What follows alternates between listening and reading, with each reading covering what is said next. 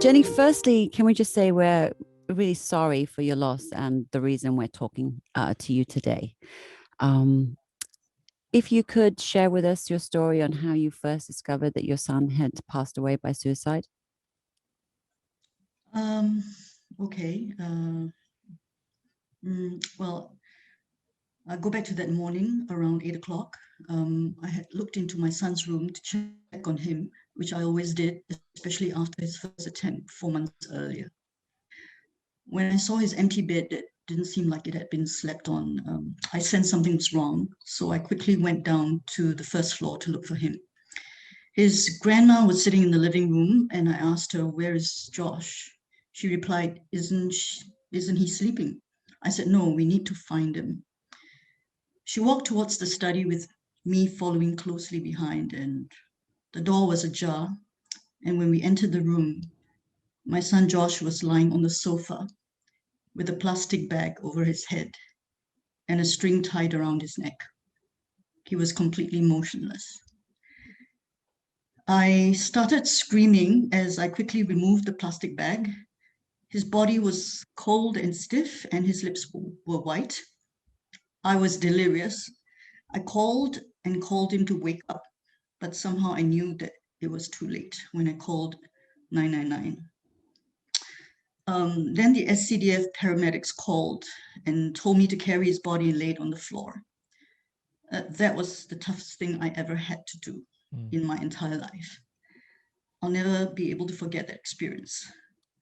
I already knew it would be a futile attempt, but I followed the instructions to resuscitate him, pressing onto his chest and counting to 100, unrealistically clinging on to a glimmer of the slightest hope that he would start breathing again.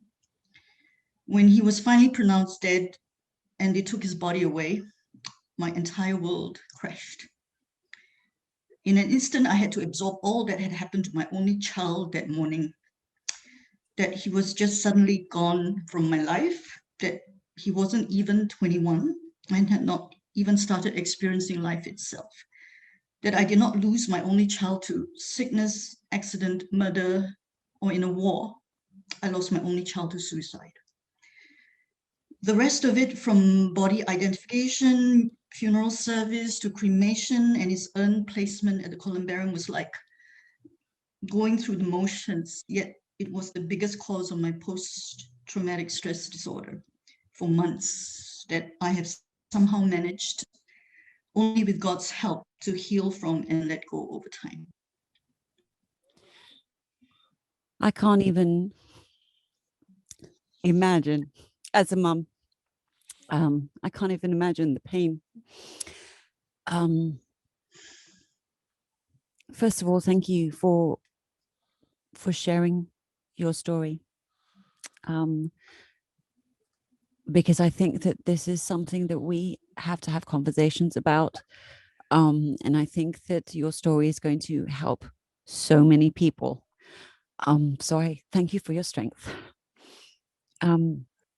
Jenny, if you wouldn't mind, I wonder if you could tell us a little bit about the events leading up to your son dying by suicide. You mentioned that he'd had an attempt a little while before. Would you feel comfortable sharing with us? Okay, I'll share with you first. What happened. Before his second attempt, which was the fatal attempt, and then I'll share a little bit about the first attempt. 2 days before Josh's suicide, he had told me that he wanted to attend his youth church meeting, which he had stopped going for a long time. If I had known earlier, I shouldn't have allowed him to leave the house with his two friends that evening.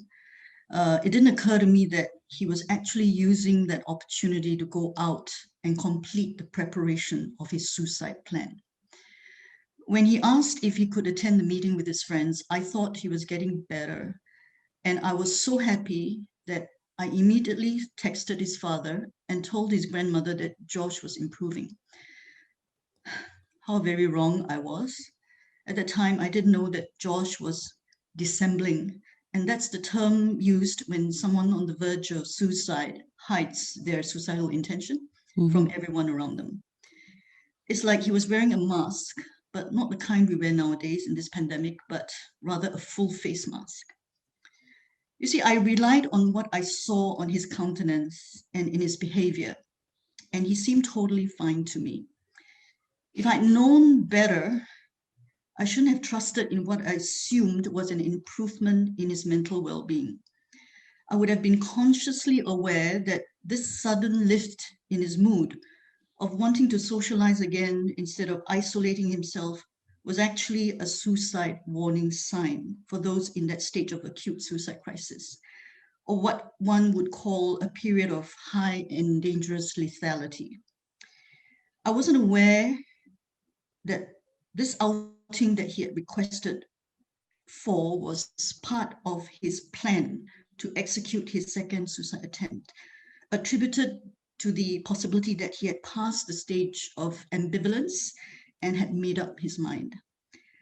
Due to my ignorance, I was totally misled, and I let down my guard in terms of the surveillance, which is watching him closely, vigilance, which is looking out for the danger, and diligence, which is watching him closely and looking out for the danger 24/7.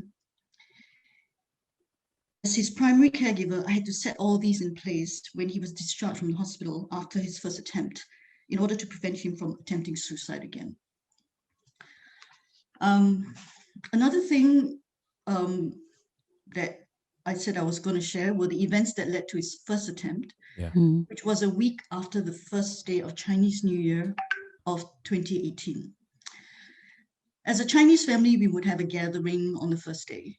Josh was already in depression and was being treated by a psychiatrist who had prescribed him medication.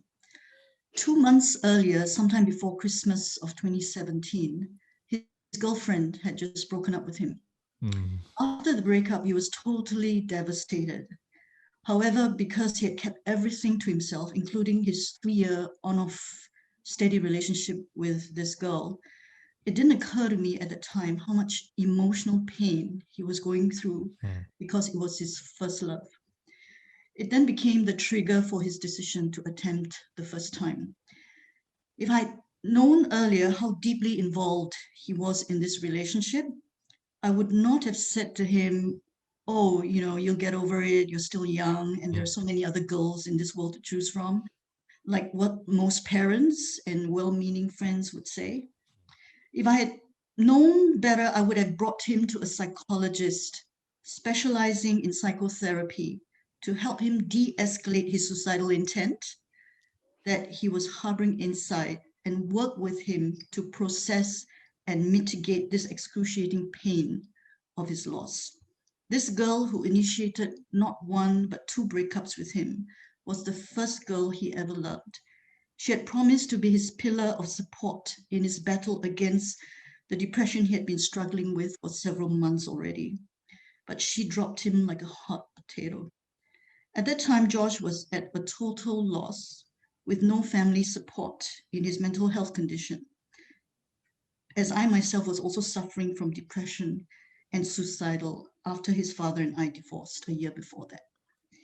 In my mental state, I failed to empathize and resonate with his psychic, which is the unbearable psychological pain that causes one to take their lives, which, by the way, is a real phenomenon. So having lost his sense of belongingness, feeling hopeless, helpless with a sense of burdensomeness, Josh spiraled into the bottomless pit, finding relief in a decision that he thought could and would put a permanent end not to his life, but to his pain. An option that seemed to be the only one left to him at that point in time. Though Josh survived the first time, he didn't the second time. This psych ache was so unbearable to him. According to research, everyone has a different threshold for pain, whether it's physical or mental.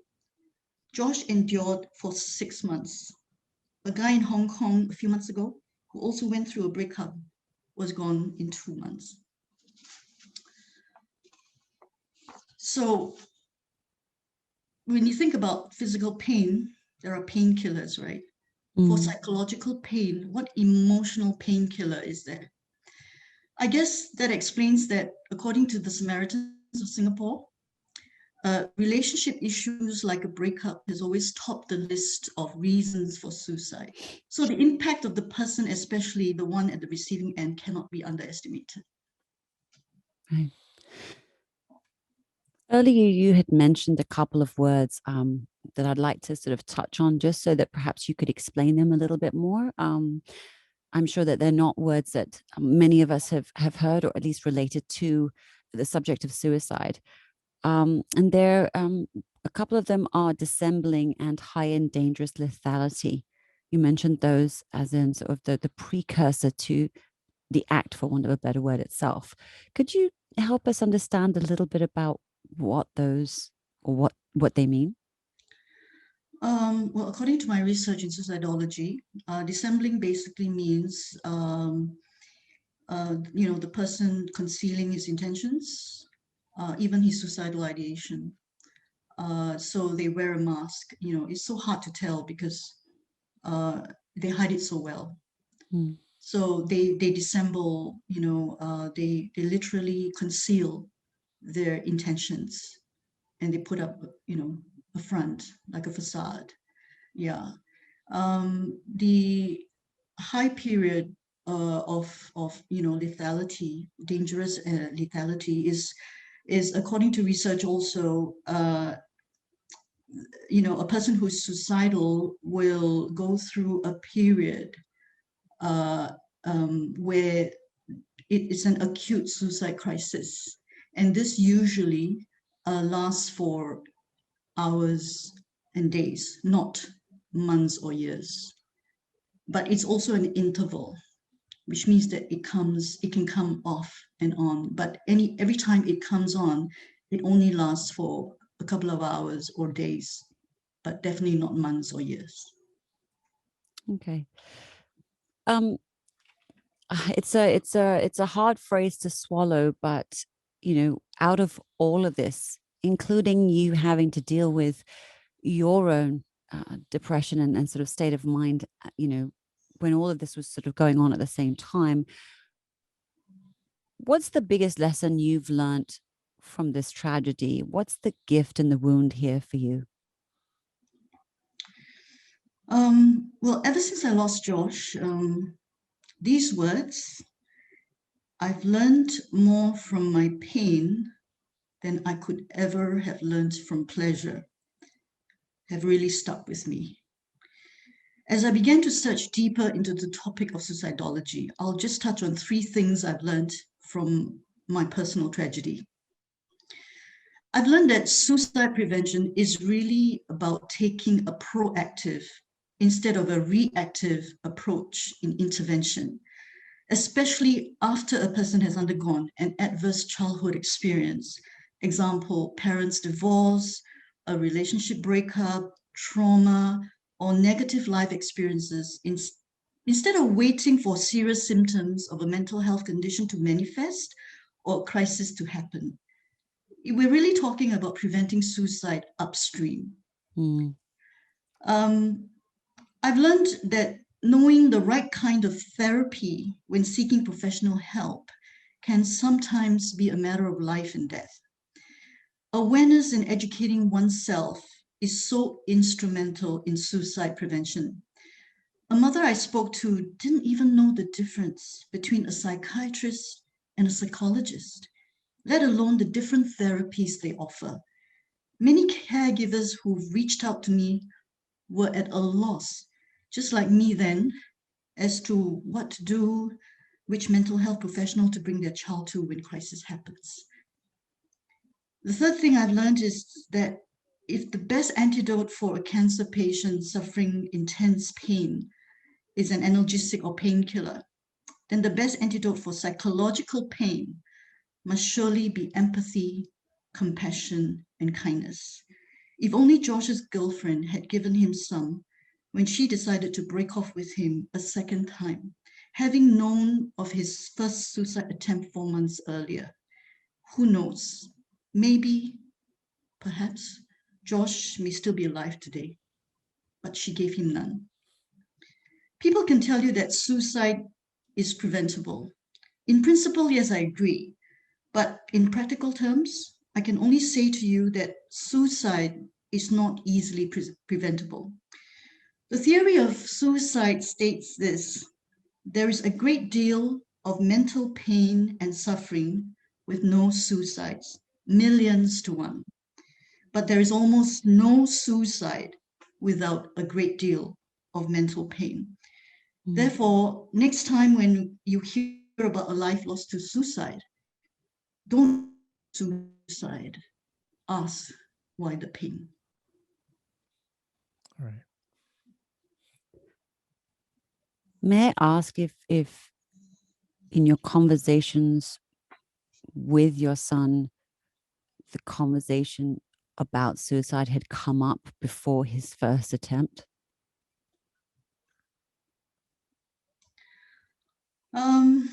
I was just as ignorant as a lot of parents.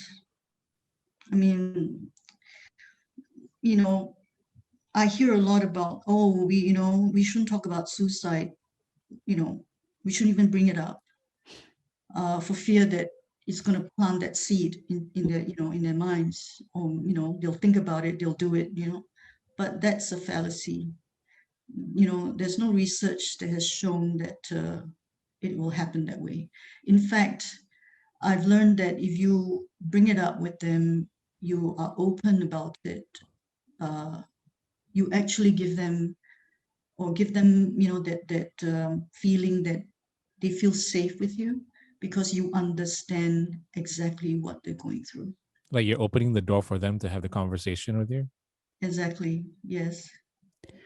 Jenny, to what you said about you being ignorant to this, I think, when it comes to sort of suicide and these huge tragedies in life, everybody is ignorant until they are walking in the shoes of that situation themselves, right? So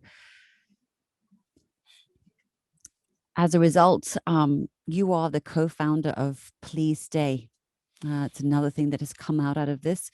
Could you tell us about your involvement in this initiative? Okay, we go back to sometime in 2019. I was introduced to a group of suicide bereaved moms. When we shared our stories, I realized the majority of us had lost our teenagers in 2018. We had a chat group, and one of the mothers sent a link to a video of 12 mothers speaking over pictures of their children lost to suicide. What really caught my attention was that the video was done like a letter written to the Australian Parliament, warning them of a serious teenage suicide crisis in Down Under. It said, "We know because we are the parents." It was then that I had a light bulb moment. I said, we need to have a Singapore version. So I called it the S Project, S for suicide. I quickly gathered as many moms as possible to be involved, but because of the stigma, I only managed to get 2 others who were willing to put a face to the tragedies we had all experienced. Prior to this, a few mothers, including myself, we were doing videos on social media. However, having more than one mother appearing on the video and listing 14 names of young people of various ages lost to suicide not only showed unity in the face of tragedy, but also the quantity and thus the gravity of this public health threat. So when the video went viral, we got the conversation going, people started talking, and one said, "Oh, I didn't know there were so many." And that was the impact I wanted from the video. As an advocacy group, the Please Stay movement was a unity of voices sharing the same pain, in which we used to call for a national strategy to stem the tide of youth suicides in Singapore. We launched the movement in October of 2019. However, on the personal front, I was still grappling with getting the answers to the myriad of questions on why my son ended his life. At that time, I had the lived experience, but I didn't have the textbook answers. That was how I got started on my research in suicidology. The more I looked, the more I began to see the match between my personal narratives to what I found online. And that was how Stigma to Strength Singapore, in memory of George Isaac, came about. It's a personal educational initiative I started last August, and it's simply based on 7 E's. Because of time, maybe I'll just mention 4 of them. We're okay. You can mention it all. Mention them. Yeah. Oh, well, I'll If you just want. mention 4 of them for Okay. now. All right. All right. The first E is to embark on a mission to debunk the myths surrounding suicide and change mindsets through the sharing of personal and research-based narratives. The second is to educate others to understand more about research-based suicide by being more well-informed. The third E is to encourage others to share their stories of hope and recovery. We often forget that stories are much more powerful than facts and statistics. It's the only way for people to know they're not alone, and also to inspire and motivate others to be willing and comfortable to perform the fourth E, and that is to engage in suicide prevention. The rest of the E's revolve around equipping, caregivers, parents, on suicide prevention skills, and empowering them, because, without being equipped, you don't feel empowered. And then, of course, all this through, knowing all about emotional intelligence and empathy, particularly empathy, compassion, and kindness. Jenny, you've talked about, and it's really struck home, this idea of when you're in physical pain, there's a pill you can take or a shot you can have. When you're in excruciating emotional pain, what do you have? For you, you were going through your own depression and suicidal thoughts, if I remember correctly. And then you had to deal with your son in sort of an extreme levels of his own depression and what he was going through, and then his suicide attempt, and then unfortunately awfully successful suicide. What was your first starting block for you finding that balm, that ray of light that allowed you to start clawing your way back up again, finding your breath, finding yourself, in order to go into setting up Please Stay and Stigma to Strength? Well, short of saying that it was a miracle. Why not? Yeah, I remembered, my depression lasted about 2 years, during which I remember in October 2016, it got so bad that I totally felt that I wanted to end it myself. So I actually had a suicide note written to my son, but I'm glad that I never gave it to him. How I got out of it was really, I don't think people can actually believe it, but so that's why I say it's a miracle. They don't have to believe it. It's your truth. So I'm just asking what your truth is in this. Well, during that time, I was like, told to get out the house, go socialize and all that, which is something that you really don't want to do. I mean, for me, when I was in depression, I'd get up each morning. I don't brush my teeth. I don't bathe. I just sit down and stare into space. Before I know it, three hours have passed, and I was totally dysfunctional. I felt numb. Emotionally, I felt numb. Physically, I felt numb. Mentally, I felt numb.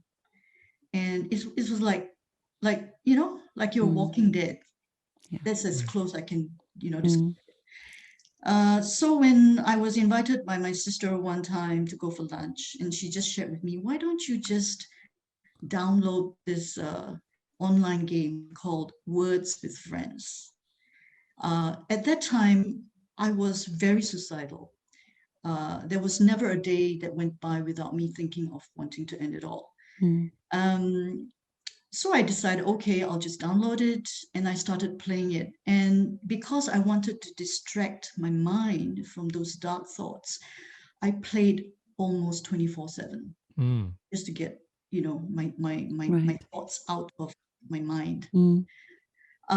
And I remember there's a chat platform on this game. So I started, my players started, chatting with me, because it's like an online Scrabble game Mm-hmm. where Yeah. you form words and all that. So, Mm-hmm. so they started chatting with me, and then they started saying very positive things to me. And I realized that over a period of 2 months, I went from very low self-esteem, low self-worth, and low self-confidence to, hey, I want to get up, I want to brush my teeth, I want to put on makeup, I want to put on some nice clothes and go out. Mm. And that was when I realized that I was on the road to recovery. So Yeah. connection with the right people really helped you, in essence. The right people saying things, Mm. the right things to you, because in depression, one just feels totally, low in your Yeah. self-esteem. Mm. I was hearing things like you're nobody, you're just a number. Even if you die, nobody's gonna, bother, that kind of thing. Yes. So, but when people start to say things, positive things that help to build your self-esteem and your self-worth, you start to get back your self-confidence. And I think that was really missing in my life for 2 years while I was in depression. Mm. With all of your experience and your activism and your advocacy work, what can family members do to prevent youth suicides? Um, Mm, well, many cases of youth suicides and attempts I've come across seem to have some common factors. Unknowing to caregivers, certain parenting styles may actually contribute to the developmental trauma of a child growing up, or what is commonly known as, according to mental health professionals, as ACE, or adverse childhood experience. Mm. What is ACE? ACE is losing a loved one, parents divorce, school bullying, cyberbullying, domestic violence, sexual abuse, physical abuse, even emotional abuse, or any experience that causes physical or mental trauma in childhood and adolescence. It's interesting when I read the findings by the Australian government from the Mental Health Productivity Commission inquiry released last year, which discussed key influences on people's mental health.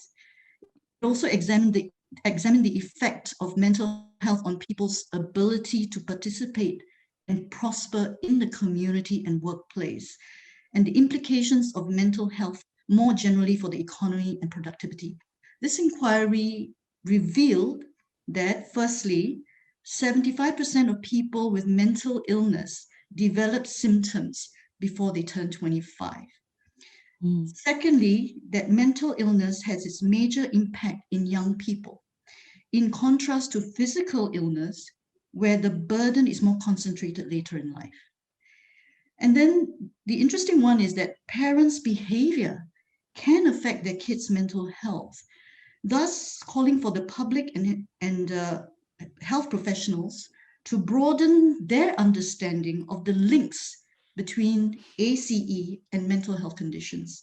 And lastly, the expansion of parent education programs to reduce the risk of children's mental health problems. As a society, these findings apply across the board to all nations, some more, some less, depending on a lot of things, as suicide is just so complex. It's mm, so complex, it's multidisciplinary, it's multifaceted, it's multidimensional, involving elements such as biological, sociological, epidemiological, philosophical, and psychological, which includes interpersonal and intrapsychic.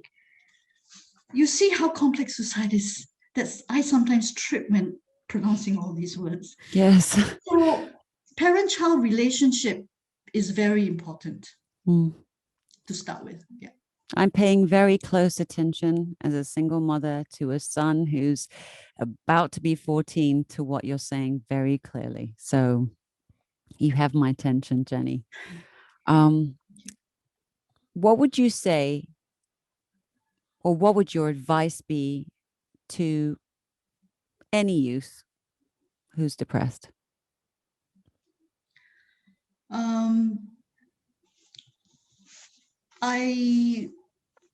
For youths who may be suffering from depression, may be totally new to the symptoms of depression and may not be able to process a lot of their emotions internally.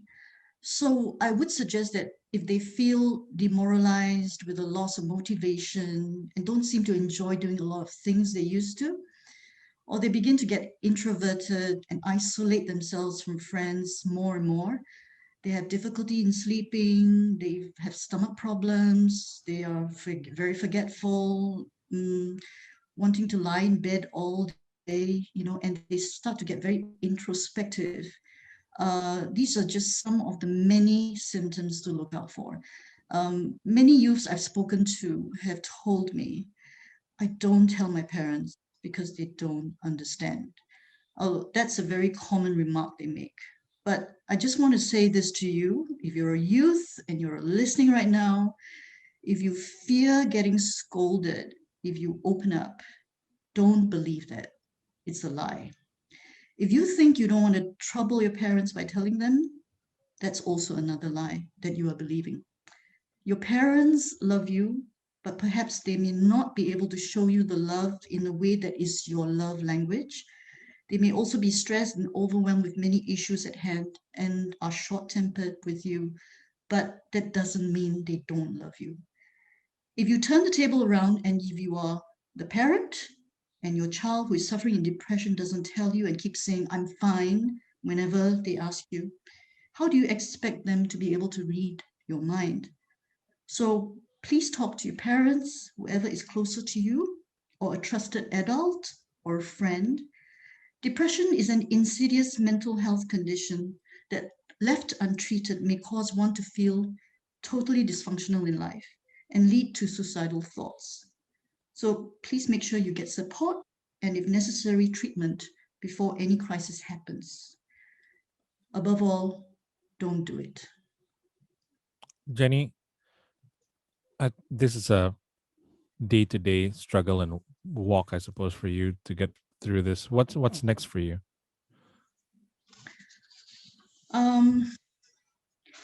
Actually, I'm very,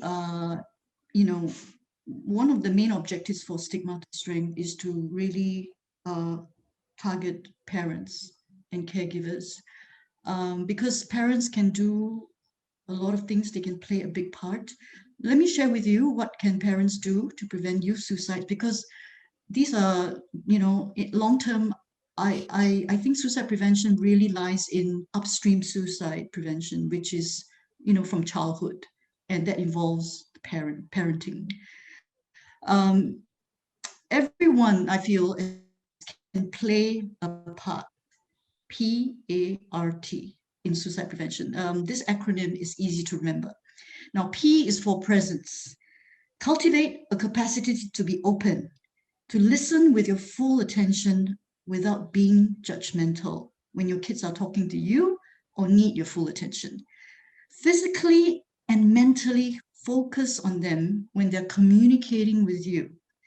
Put aside all your phone, your laptop, your work, your TV shows, etc., that can distract you from active listening. A is for attunement. Develop mind-sight skills. What is mind-sight? Well, it's the feeling when someone sees your emotions, your memory, or what you're thinking. Our mind includes our subjective mental experience. Unfortunately, most people, particularly parents, don't practice mindsight. They just look at the outward behavior of their child. Mindsight makes the person feel felt.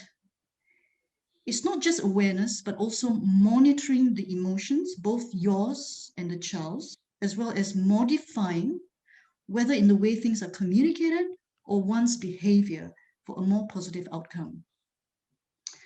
R is for resonate. Identify with your youth's difficulties. Example, when supporting a child with suicidal intent, identify with the pain your child is feeling and the dilemma he or she is in. It doesn't mean you should also have to feel suicidal, but at least they know that you understand what they're feeling and not simply brush it aside because you think their thoughts are absurd. Be empathic, validate their feelings and emotions, extend compassion to help alleviate their suffering.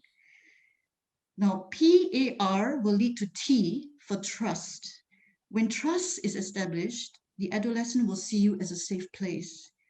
You know, when a bond is created, right, integration, which is the linkages of differentiated parts in the brain, results in a healthy mind that manifests itself in empathy, compassion, and kindness instead of chaos, which is anxiety disorders and panic attacks, or depression, which is rigidity, or both, which is bipolar, and many other mental health conditions listed in the DSM, the Diagnostic and Statistical Manual used by a majority of psychiatrists in diagnosing their patients and prescribing medication. So PART is for everybody, really, because when it comes to suicide, we're all part of the solution. When you're still living in the same house where it happened, No, do you I moved out. you Yeah, moved out? it helped a lot to move out. Otherwise, I would have to pass that room every day on my way to the kitchen, you know, where I found him. So it really helped for me to move out. And now you feel like you're moving on slowly? I not moving on, I'm moving forward. Yeah, and my son's, you know, left me a few suicide notes actually, and in one of them he told me, "Mom, don't do what I did. Be happy, be strong, be courageous." Um, I've literally taken that to heart in honor of him and in celebrating not his death, but his life. And I find that when I do talks and I share my stories, I share his story, he and I are like a team. I no longer feel that loss in that sense. And that has been very, very useful and helpful in my closure. Although I'm still in my grief journey, but it gets better and lighter each day. But I still have him as and when I'm sharing, you know, on any platform. And I like to thank you all for giving me an opportunity as well. Because at the end of the day, the objective of me setting up of starting Stigma to Strength Singapore is really to save lives. You'll be surprised that, you know, when I go into the comment section of the videos that are out there on social media that I've done, it really, really encourages me when I see comments like, "After this video, I've decided not to do it again." Or I've changed my mind about it. You know, I'm going to live from now on. You know, there are just so many of these comments that come in.